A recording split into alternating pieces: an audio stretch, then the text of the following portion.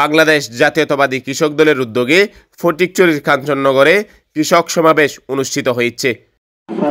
31 জানুয়ারি সন্ধ্যায় স্থানীয় রুস্তমিয়া কনিরিয়া মাদ্রাসা মাঠে অনুষ্ঠিত কৃষক সমাবেশে প্রধান অতিথি ছিলেন চট্টগ্রাম উত্তর জেলা বিএনপির যুগ্ম আহ্বায়ক শিল্পপতি সরওয়ার আলমগীর। কাঞ্চননগর ইউনিয়ন বিএনপির সাবেক সভাপতি বদিউল আলম তালুকদারের সভাপতিত্বে এতে প্রধান আলোচক ছিলেন চট্টগ্রাম উত্তর জেলা কৃষক দলের সদস্য সচিব নাজিমউদ্দিন শাহীন।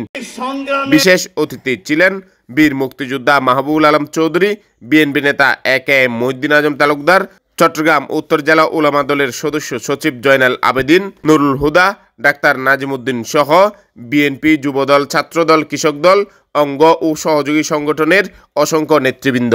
গত 17 বছর বিএনপির উপর নির্যাতন করেছেন আওয়ামী লীগ তথা বিদেশি শত্রুরা, বিদেশি ষড়যন্ত্র পেয়েছেন বিএনপিকে শেষ করতে।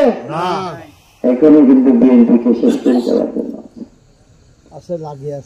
এখনো কিন্তু বিএনপিকে শেষ করে দেওয়ার জন্য লাগিয়ে আছে।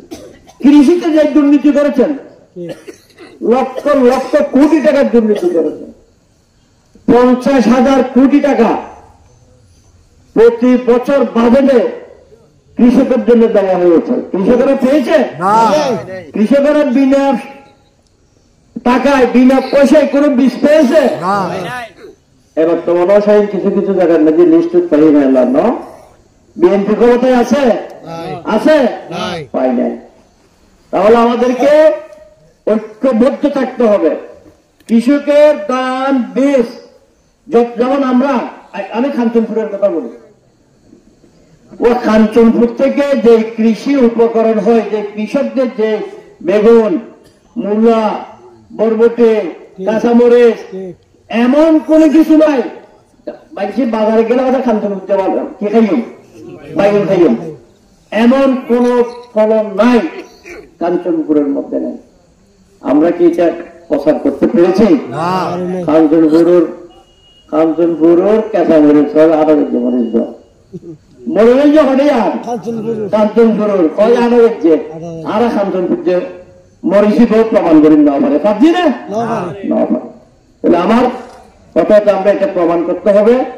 কৃষি উপকরণ ইনশাআল্লাহ বিনামূল্যে আমি নাজিমউদ্দিন শাহীনকে এবং ফটিকছড়ি উপজেলার কৃষি কর্মকর্তা বলেছি, ভাই কৃষক দলের উত্তর জেলার সাধারণ সম্পাদক আমাদের নাজিমউদ্দিন শাহীন, ও যেভাবে বলে সেভাবেই প্রতিটি জায়গায় কৃষি বীজ, কৃষি উপকরণ এবং কৃষকের জন্য আবার টাকাও আছে, এগুলো ফ্রি, কৃষকের জন্য আবার টাকাও আছে।